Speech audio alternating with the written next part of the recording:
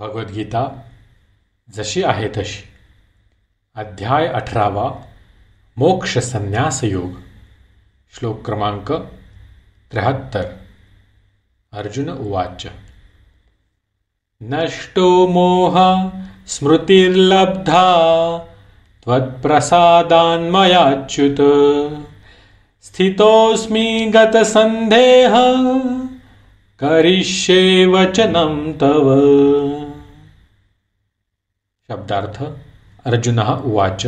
अर्जुन म्हणाला, नष्टः नष्ट, मोह मोह, स्मृतिः स्मृती, लब्धा पुन्हा प्राप्त झाली, त्वत्प्रसादात तुमच्या कृपेने, मया माझ्याद्वारे, अच्युत हे अच्युत, स्थितः स्थित झालो, अस्मि मी आहे, गत दूर झाले, संदेह सर्व संदेह, करिष्ये मी करीन, वचनम आज्ञा, तव तुमच्या.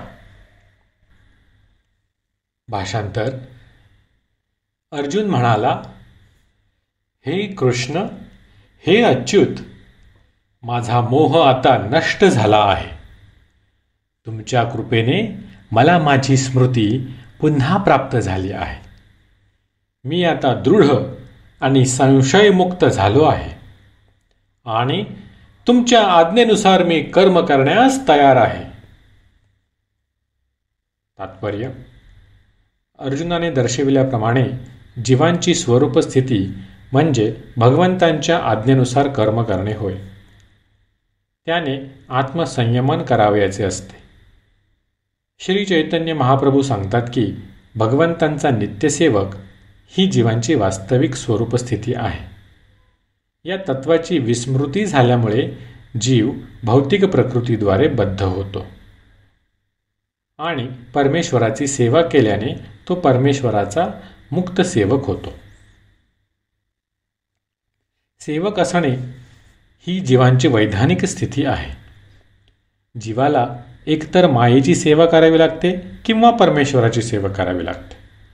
तो जर परमेश्वराची सेवा करीत असेल तर तो आपल्या स्वाभाविक स्थितीत असतो आणि जर त्याने मायेची सेवा करण्याचे ठरविले तर तो निश्चितच बद्ध होतो. मोहवश होऊन जीव या भौतिक प्रकृतीमध्ये सेवा करीत असतो. आपल्याच काम आणि वासना यांनी तो बद्ध झालेला असतो. तरीही तो स्वतःला जगताचा स्वामी मानतो. यालाच माया असे म्हटले जाते. जेव्हा मनुष्य मुक्त होतो तेव्हा त्याचा मोह नष्ट होतो आणि परमेश्वराच्या आदेशानुसार कर्म करण्यासाठी तो स्वेच्छेने परमेश्वराला शरण जातो. जीवाला अडकविण्यासाठी मायेने टाकलेले शेवटचे जाळे म्हणजे जीवाने स्वतःला परमेश्वर मानणे होय. जीवाला वाटते की आपण बद्धात्मा नसून परमेश्वरच आहोत. तो निर्बुद्ध असल्यामुळे विचारही करीत नाही की मी जर परमेश्वर असतो तर संशयग्रस्त कसा झालो असतो. तो या संदर्भात मुळीच विचार करीत नाही. याप्रमाणे माया असा अखेरचा पाश टाकते. वस्तुतः श्रीकृष्णांना जाणणे आणि त्यांच्या आज्ञेनुसार कार्य करण्यास तयार होणे म्हणजेच मायेतून मुक्त होणे होय. या श्लोकातील मोह हा शब्द अत्यंत महत्त्वपूर्ण आहे. मोह हा शब्द ज्ञानाच्या विरोधी शब्द आहे. सर्व जीव भगवंतांचे नित्यसेवक आहेत हे जाणणे म्हणजेच वास्तविक ज्ञान होय. परंतु स्वतःला सेवक समजण्याऐवजी तो आपण सेवक नसून भौतिक प्रकृतीचा स्वामी आहोत असे मानतो.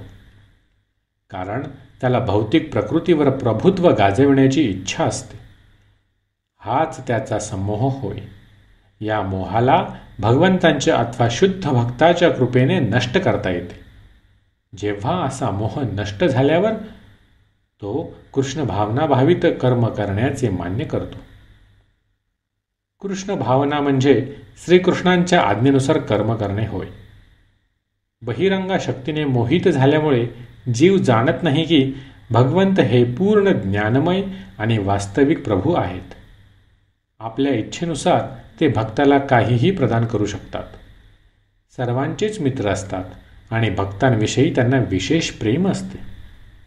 ते या भौतिक प्रकृतीचे आणि सर्व जीवांचे नियंत्रक आहेत. तेच अव्ययी काळाचेही नियंत्रक आहेत. ते सर्व ऐश्वर्यांनी व सर्व शक्तींनी परिपूर्ण आहेत. भगवंत आपल्या भक्ताच्या पूर्णपणे अधीन होऊ शकतात. जो मनुष्य त्यांना जाणत नाही तो निश्चितच मायेच्या अधीन असतो. आणि असा मनुष्य भक्त न होता मायेचा सेवक बनतो. तथापि भगवंतांकडून भगवद्गीता ऐकल्यावर अर्जुन मोहमुक्त झाला. तो जाणू शकला की श्रीकृष्ण हे केवळ आपले मित्रच नसून साक्षात पुरुषोत्तम भगवान आहेत. तो भगवंतांना तत्वतः जाणू शकला. म्हणून भगवद्गीतेचे अध्ययन करणे म्हणजेच श्रीकृष्णांना तत्वतः जाणणे होय. परिपूर्ण ज्ञानाने युक्त झाल्यावर मनुष्य स्वाभाविकतःच श्रीकृष्णांना शरण जातो. जेव्हा अर्जुनाने जाणले की अनावश्यक लोकसंख्येमध्ये घट करणे ही श्रीकृष्णांचीच योजना आहे, तेव्हा त्याने श्रीकृष्णांच्या आज्ञेनुसार युद्ध करण्याचे मान्य केले. भगवंतांच्या आज्ञेनुसार युद्ध करण्यासाठी त्याने पुन्हा धनुष्यबाण शस्त्रास्त्रे धारण केली. श्लोक क्रमांक 73 समाप्त.